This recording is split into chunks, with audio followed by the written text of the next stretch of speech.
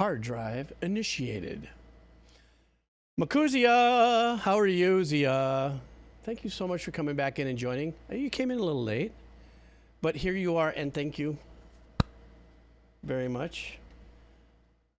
You and I are going to have a discussion about a band called, is it Milet? I believe Milet. And so let's go ahead and see what Makuzia has sent us to experience. And I think, yeah, it's called Milet, Anytime, Anywhere. How are you, Makuzia? All right, here we go. Give me a little background of this while I'm setting up for this. Sounds like very interesting. Let's see what we got here. All right. Beautiful top turnaround in the dynamics here to bring it back down to the piano. The one thing I want to bring up about this that I'm beginning to notice is that the pop cultural tones in the performance from Japan, and I'm not saying J-pop, I'm just saying the tones that I'm hearing both male and female singers is that they are actually going through their own tonal transitions. Kind of like how singers from the West have changed airiness of their voices, or allowing a little pre-note fries to enter or exit. So it's as if that, you know, these singers in the last 5 years that I've noticed in the journey you guys have taken me on with these kind of songs, where you have these vocalists that are now stepping more forward into expanding and broadening their own tones. Not by no stretch of the imagination do I say it's because of the Western tonal changes. It's just that natural transition. It seems like that vocalists and performers look for a different tone to move forward with in it, and this is a beautiful example.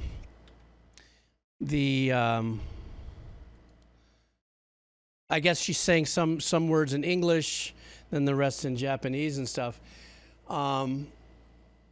She had such a beautiful, crispy, higher end of her voice there. Only a couple times did she venture off in there. But the one last thing I want to say about this track, Makuzio, that I really super dug is the percussive approach to it. You know, how they kept it that kind of marching, progressive, moving forward, glorious, kind of anthemic in a celebratory kind of way, by having the snare,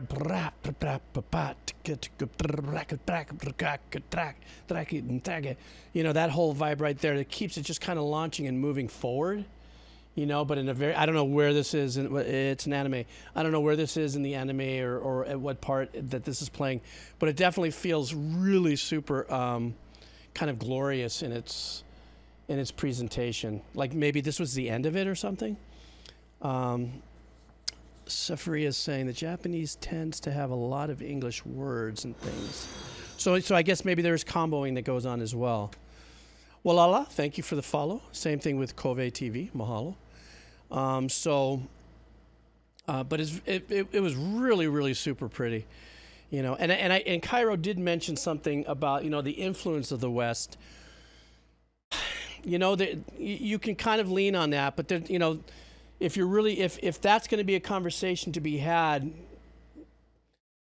such a high percentage of what is tremendously powerfully well-written music coming from composers from Japan or Korea and stuff are influenced obviously by Western, but it's really unique in the sense that they've really dug into more of the deeper parts of Western music, and it's what I would consider 50s and 60s and 70s melodic chordal song structures, and took it and gave it rebirth in their own particular way. You know, so that's, of course, when we listen to music, we can hear a lot of influences on modern compositions. You know, for any of us old farts who are old enough, you know, genre-centric, go, hey, that sounds a lot like, you know, or Disney or anything of that nature. But yeah, I think it's. I think the trajectory that I'm hearing. Also, I believe what I was saying before too. As the years move on and vocal performances change and texture and tones and stuff like that, you know, the Japanese vowels and tones and the shapes of the mouth when you speak and stuff adds its own extra scoop of wonderful uniqueness to the process of growth and change and stuff. So You know, that's just I got caught in, I waxed kind of eloquently right there. So anyhow, yeah, that's my thing. Okay, who's next? Ink 'em up. Makuzia, thank you so much for that. I really enjoyed it. You could tell I enjoyed it. I went yabba yabba dabba dabba doo. Thank you, and thank you so much for your dono. I really do appreciate that. Okay. So next up is Ink 'em up. I didn't try to do that. I wasn't trying to be a slam poet. Next up, I think I'm up. Okay, this is Persona 4. Okay, so let's do that. Break out of. Oh, it's just breakout of, I guess is the name of it, or maybe it got cut off. Whoops. Oh shit, I had to grab the link first. Okay, good. I mean, shoot. Let's go. All right.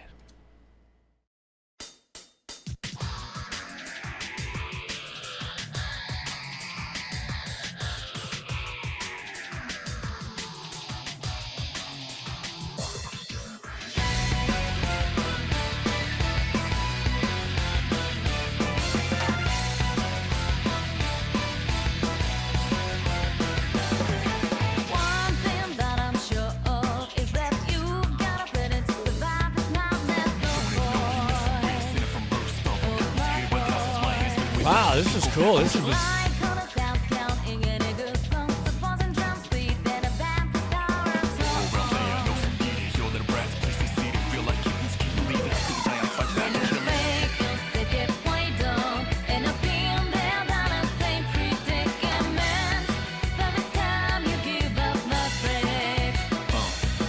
yeah, nice little change there.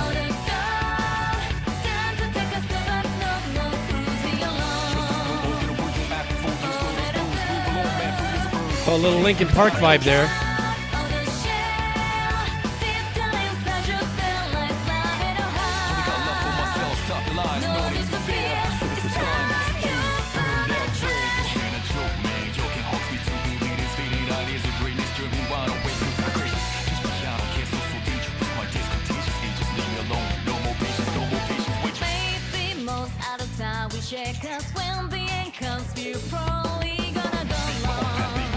Let that bass live fat right there. I love that they dropped out the snare and the kick for this.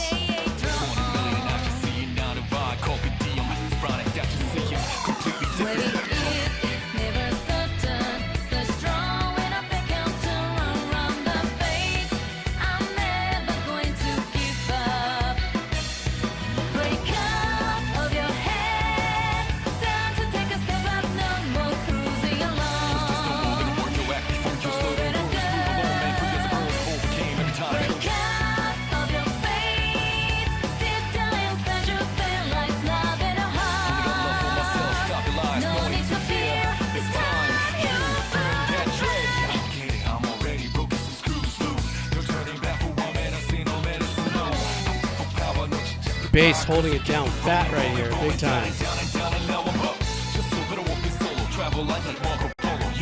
Has a little bit of a 70s vibe in there.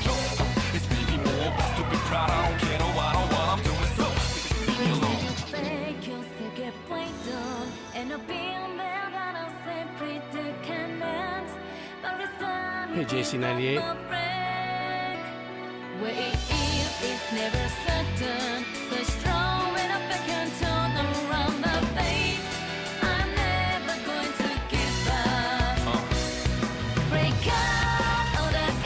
Little modulation, let's go.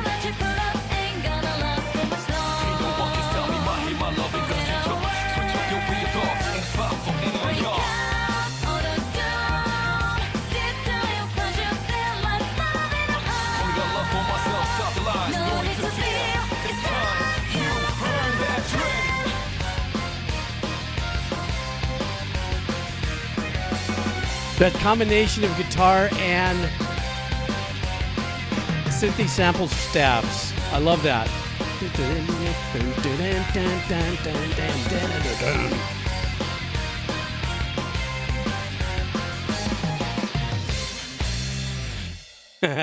I've always heard a lot about the Persona franchise and their music. I've had a lot of people leave comments to them. It's one of the best soundtracks out there. Very super powerfully energetic, and there were some really nice little, like for instance, the dropouts in the second verse where it was just the hi-hat and the snare and the kick completely drop out. And then they come back in, you know, they'll rope around and turn around into a really quick couple of bars, drop out again for that second half. I really like that. We don't hear that too often. Usually if the hat's going to go, you know, the kick is going to follow along somehow. But the fact that was a complete dropout, I liked. I like, excuse me, I like the fusion of the chuggy guitars, like I said earlier, and these kind of stabby guitar synth type sounds behind it. You know, I thought that was really super cool. But what is this? This is a fighting game spin-off. Oh, so this particular game has a lot more high energetic tracks, is what you're saying, Ink 'em Up? The thing is about this is that these are complete like songs and stuff. So do video games that put out soundtracks, or let me try that again. When video games in their development, they put songs that have lyrics in it, I take it that they release it as DCL, downloadable, DLC, downloadable content. I didn't lose it yet. I think that's part of the uniqueness too about what happens. It's so tied into the kind of like the theater film industry thing where you got a soundtrack, you buy the album, you buy the cassette tape, you buy the CD, you know, whatever kind of thing. But and they get released on their own. Oh, I see. I get it. Yeah, this was great. I like this. Hang on, I'm reading Umber March's comment there. Okay. Oh, it's a fighting game with characters from Persona. Oh, the RPG. Now I just tied in what Umber March said with what you just laid in there. I got it. Yeah, no, Japan still has a very robust music industry. You know, it's much more intense than America's now, without a doubt, as far as the old style of support through. I remember when, I mean, just to break just for 1 second, about 14, 15 years ago, I was brought onto a panel about, what's going to happen to the music industry. CDs are going downhill. And this is before they stopped putting CDs in computers and stuff. And once I came up with an idea that everybody went, this is 2006 or 7, where I said, well, if you really want to think forward, and if the music industry is basing itself on a tangible good when you're selling music, and this is when USB drives were still kind of expensive, I said, well, flip the script. On a USB drive, put 10 tracks, then put photos, then put links for additional percentage off, then put videos and other stuff on that hard drive. Let's say band name on the hard drive, band name on the lanyard, and that every time that you went to go see them play live, take the band name, USB, and lanyard, and then they would give you a new track or something. Because it was still based on the record industry at the time when I sat in on this panel was still based on how do we move numbers like we did before in clusters of songs, while Apple has just released this new way of ripping the song track to track down to nothing. You know, so that was my idea. Obviously, it didn't work. Nobody went for it, and maybe there was too many complications with the USB drive, or maybe didn't know how to do it, or maybe it was just a stupid freaking idea. But I thought it was okay. I thought it was something that you could still get long-term use out of. But I don't know how the Japanese music industry model is, where it's banking its success on, how they're doing it, you know. Or, you know, if it's loyal fans and stuff like that. So something like that. I don't know. Yeah, and that's the other thing too, non-offensive Twitch name, is that the other basis was, even if you bought the USB and the lanyard, you know, and this is back when 512 megabytes was a big thing in USBs and stuff, it was a reuse item too. I mean, since when do you buy an album and you can reuse it for something else and continue to reuse it? But, you know, that was an idea that flew off in the clouds long ago. One of my many little, what if that went nowhere? Sid Machinery. Are you still here? Because I am playing your song from Leprous. As we continue to move forward here on our dono. Ho-to-do-do. We all know the band Leprous. I do love this guy's voice too. The guy who's the lead singer in Leprous. He's absolutely phenomenal. Okay, Sid Machinery, here we go. All right.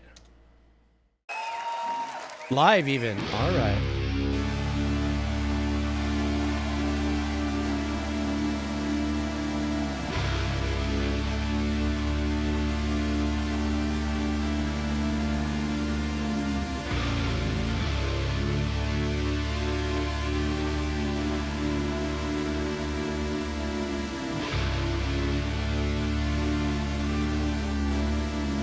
Little dive bomb.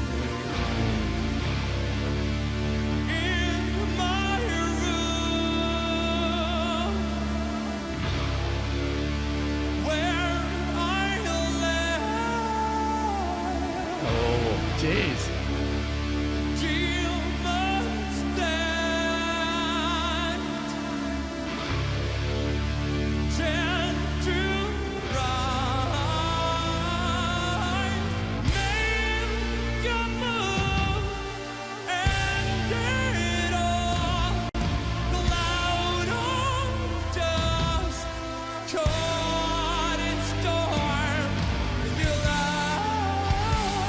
Really leaning in on that sawy synth.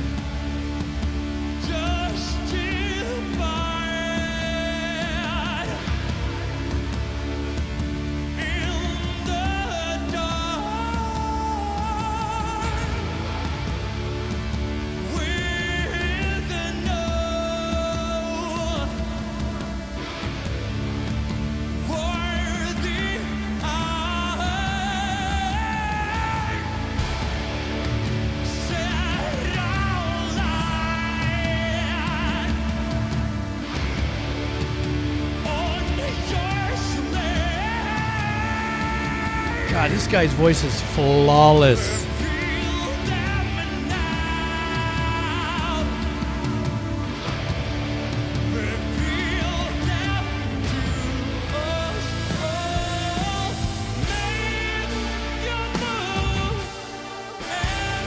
Two drummers, huh?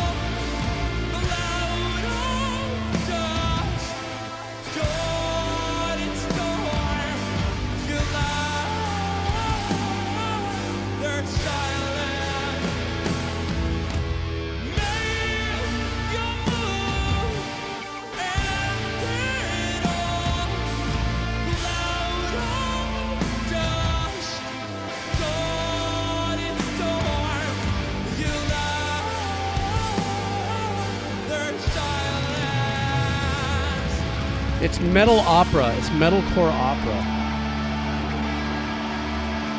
This guy's voice is so insane.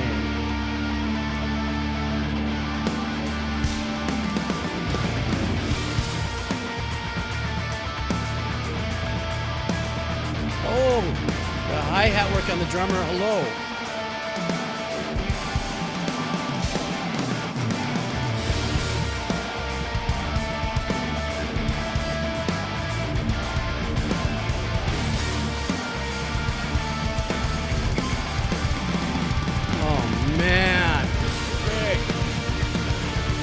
Plus 20 fire damage on those drum skills.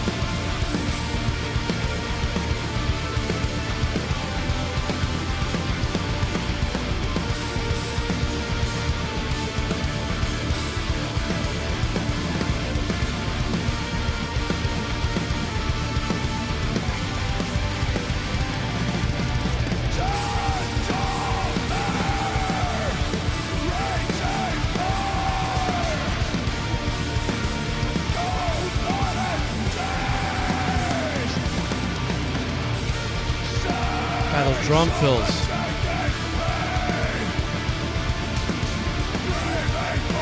I'm sorry, I'm all about the drums right now, guys.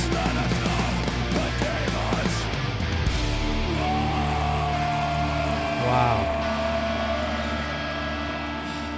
Because during that whole phase, it was more like a galloping vibe with the guitar and the bass. But what that drummer was doing, oof.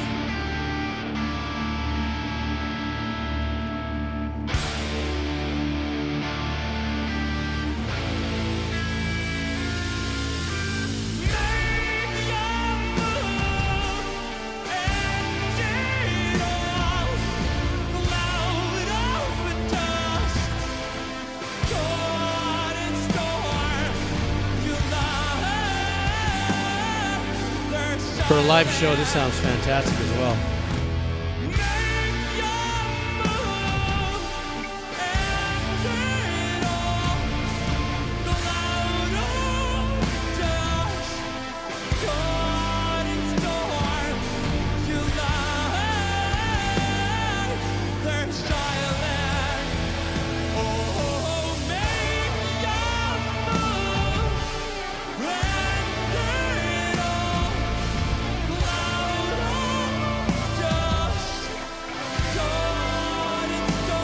I love the guitar arrangement on this, matching some background vocals on this side.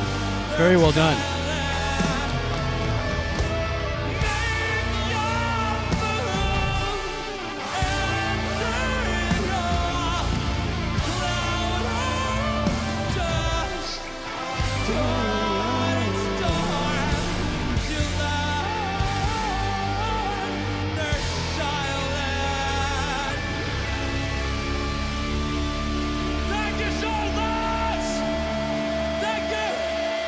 No, thank you. That was great. Oh, is there a little more to this? Wait a minute. Well, let's listen to it. They might sneak up and do something.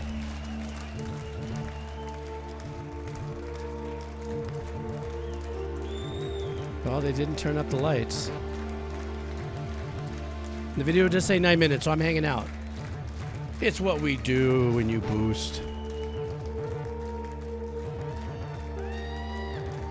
But Leprous, you know, all the tracks that I've ever listened to on the Decomposer Lounge, my heavy metal, my old heavy metal reaction channel, that poor channel's dying so fast. Every time I listen to Leprous from my Patreon request lists and stuff, it's such a joy. It's like mega epic metalcore musical with these beautiful melodies that the lead singer is so capable of pulling.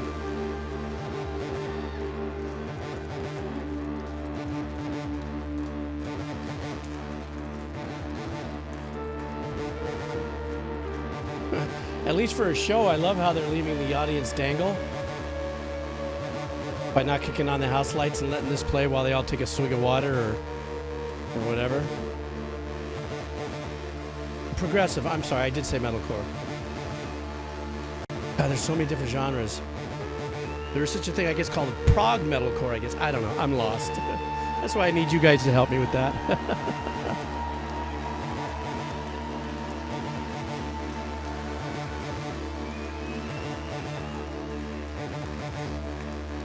I get lost with the, you know, when you add prog in front of whether it be metalcore or something like that. You start hearing all the ambient work with the synths and stuff and all that behind that. I don't know if when you implement things like with the synths and more ambient tonal arrangements keyboard-wise, if that changes the genre into something else, like mellow. I guess that was it. You know, like mellow death or whatever they may call it. You know, that kind of thing. But. Necre X, big fan, obviously, of his name is Bard, the drummer, was smoking this track. The track was nice. The melody was powerful. The singer is just mind-numbing, but the drummer was just plus 20 fire damage, and his hi-hat work was phenomenal, you know, so I thought that was pretty badass. Hey, Benjamin, how are you? So, Hamburger Core. All right, guys. I'm losing my voice. Quado's bothering me. I'm going to do one more. Just hang on for a second. The one I'm going to do right now comes from Eminem. How many do I have left here? I still have. All right. Ice Hat, the kebab seller. 99% God. Senyori, Crossface Buffalo. Aaron of the Found 357. Jake Sterex. I think most of you know the story. If I don't catch it on this stream, it comes up pole position on the next stream. I'm not going to be doing like one of my major, like one of these streams again until next week. But being that I have 8 or 9 that are dangling here, I might just pop on tomorrow, literally for like an hour, just so that I can do this for you guys. So just make sure that you get notifications from Twitch, you know, so that, or make sure that you're at least a member of the YouTube channel VOD. So if you do miss it, and as long as it doesn't get blocked by YouTube, you can catch that there, okay? So, sorry I'm not able to. Sorry if I'm not able to get to it today, but you know, that obviously happens quite a bit on my stream when I get really backed up. It's always great to have people come by. All right, so this last one is from Eminem, or MM Make 33. This is a band called Knocked Loose, and the name of the track is... Oh, how apropos. Suffocate, pretty much is what I'm feeling like doing. 99% God. If I'm pretty sure I'll do this for you guys, so I'm going to come back tomorrow probably at about... It'll be kind of late, but 6 o'clock Pacific Western time. That's like 3 o'clock for me. That gives me time to settle in after a bunch of stuff I have to do. So I'm only going to come on for an hour so I can hit your songs, okay? So let's just make that, I'm coming back Pacific time tomorrow, 6 p.m., okay? All right, let's do MM33's Suffocate, which is what Quado's been doing to me. Kind of fun it. And for those of you who are still hanging out here on the stream and enjoying this last listen, let's go. All right. Yeah, hang on, Kairu, until next week.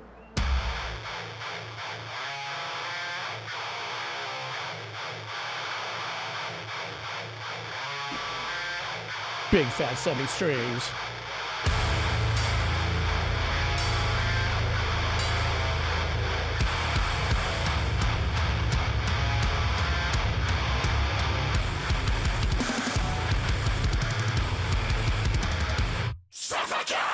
Oh, Jesus.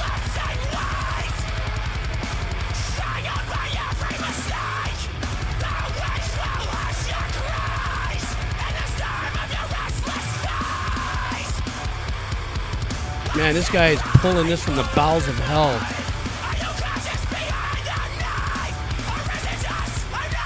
God, his intensity is insane.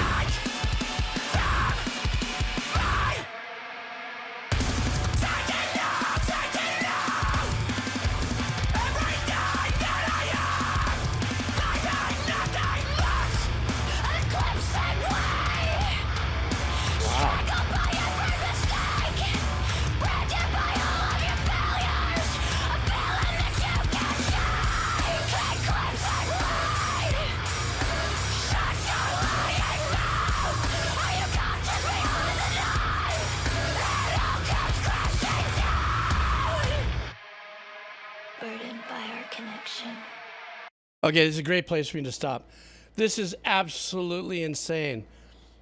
I love metal like this in the sense that it is dark, it is demonic, it's coming from the 7th level of the deepest part of hell, if there is a place, in its tonality, in its performance with these musicians.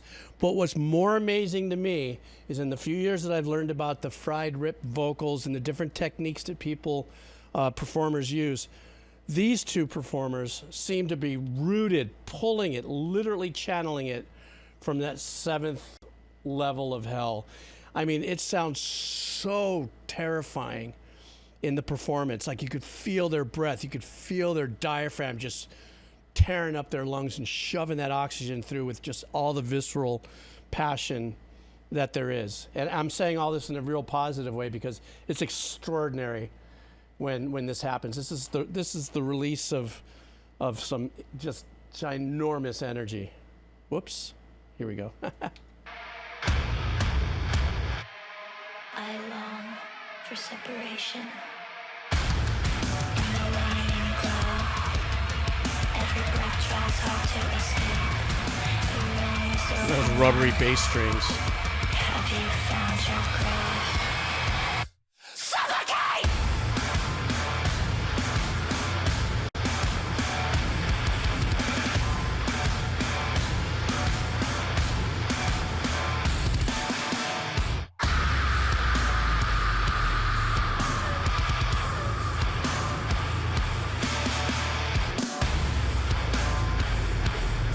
I don't know how dropped down the tuning is on this.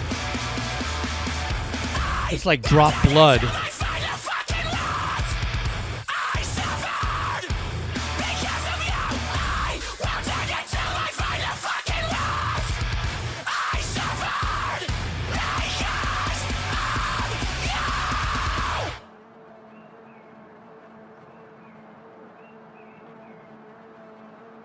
Ooh, and that menacing little tone in the back.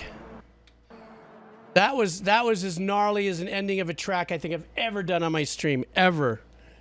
You know, but my journey in music, as well as the last few years, I've learned to appreciate everybody's expression, you know, and I really do try to feel in the most organic, raw, artistic way. When I hear a track like this, just it's built. I mean, could you imagine if we had no release like music? You know, that in the genres that we're able to get involved in, that if we didn't have a way to channel that energy out, you know, that is absolutely massive, explosive, dark energy there. And it's done in a song format, you know, and it's an outlet, you know, and it's absolutely, and it was done really well. I don't know what the drop tuning was. I kind of was saying, well, maybe it was like drop B blood or something because it was so blood curdling. But yeah, that was it. That was just mind numbing, and I enjoyed it.